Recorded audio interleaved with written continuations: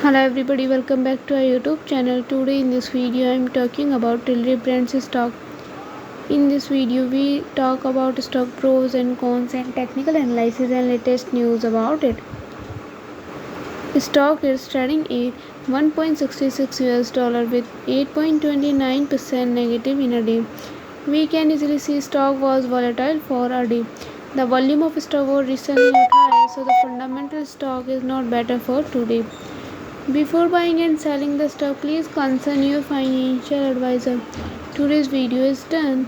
Thanks for watching. Please subscribe my YouTube channel and like the video and also comment all related queries.